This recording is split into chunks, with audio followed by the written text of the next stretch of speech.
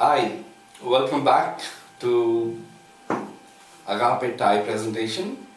My name is Caleb Motupalli. This is part 5 of the presentation on Christocracy NOW. As we had been sharing in the presentation on part 4, we talked about the article written by the two professors from the University of Waterloo, the dark side of globalization. They mentioned what this globalization tsunami is like, lowering all barriers to the tides of the global economy may end up drowning much of local production. On the other hand, raising barriers that are too high may be counterproductive, if not futile. You see, we have to find the balance between raising the barriers and lowering the barriers. That's what I'm talking about. That's the tech rescue mission that I'm talking about, that we have to put together to ride the globalization tsunami. So surf the globalization tsunami. So riding such a great wave requires a lot of ingenuity and regulation, and it requires a lot of concerted effort from all nations, and I believe we have a solution through if religion is the only solution, because religion offers a sort of the ultimate punishment for someone who does not bend to a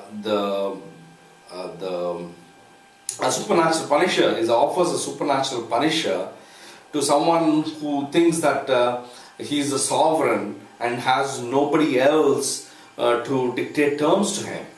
So we are living in an environment, a single environment, and that environment requires regulation. Climate change requires regulation, and so many aspects like political and terrorism and all this movement of capital, economic, all these things require regulation. So this is a crisis, and then each country being sovereign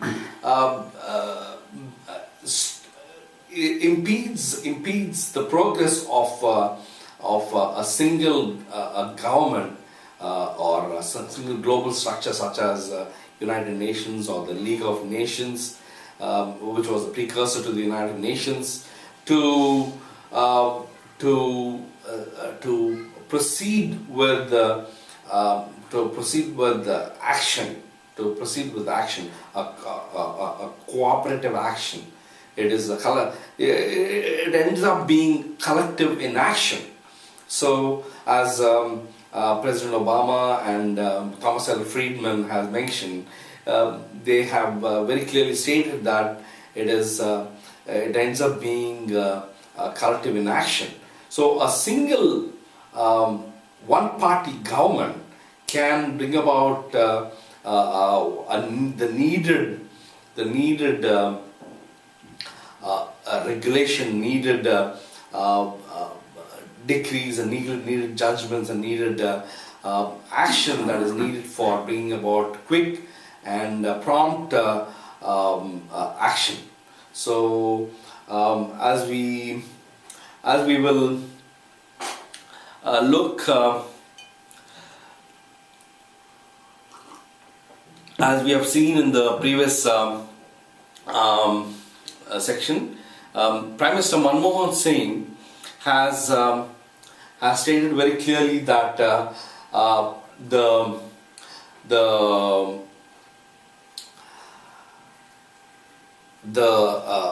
global the global anarchy is due to the lack of global polity. The global polity, which some sort of a polity is there, global polity is there, global economy is there, but there is no global polity to regulate such a global economy. So this without such a global polity, we cannot proceed with regulation. So a global polity is needed. So Christocracy Now is the solution for that. And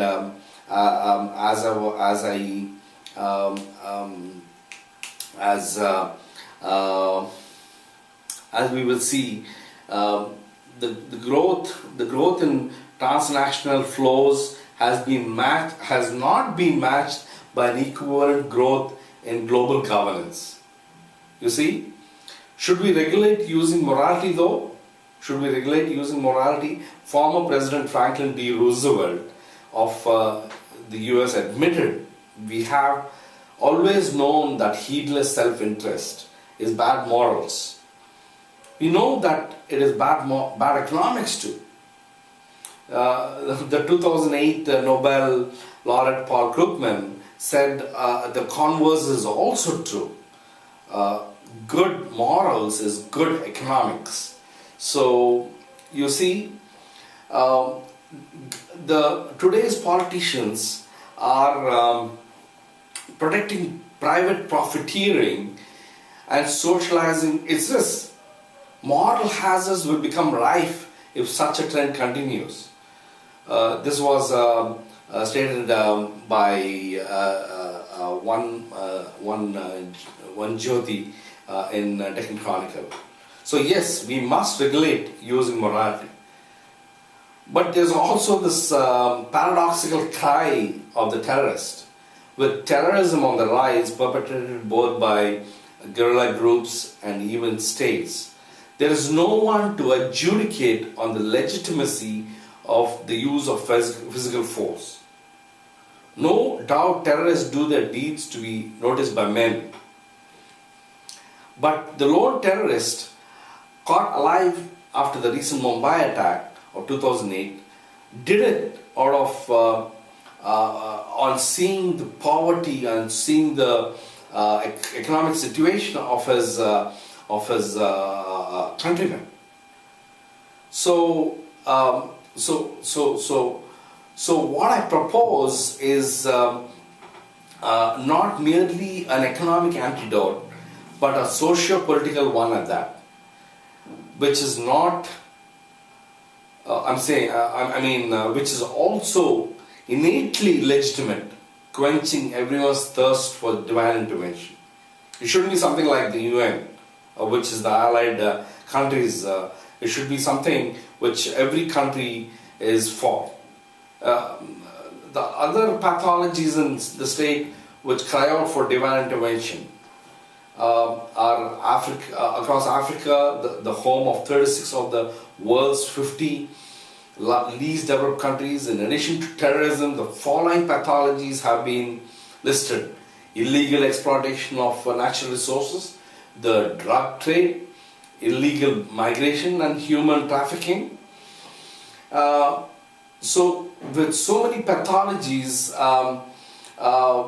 even gun running and money laundering, so these pathologies very clearly indicate that there is a clear need for a global polity. Many agree that even in developed countries like India, Aboriginal population, Adivasis, often see revolutionary redemption as the only way out of their predicament. This predicament is nothing but the Great Tribulation. The Lord Jesus Christ prophesied 2000 years ago. The Great Tribulation, which the Lord Jesus Christ prophesied 2000 years ago, would come upon the whole earth. That's what I'm talking about. So this is something which we have to address. So we'll talk in the next presentation about whose morality is suitable for legislation. Thank you.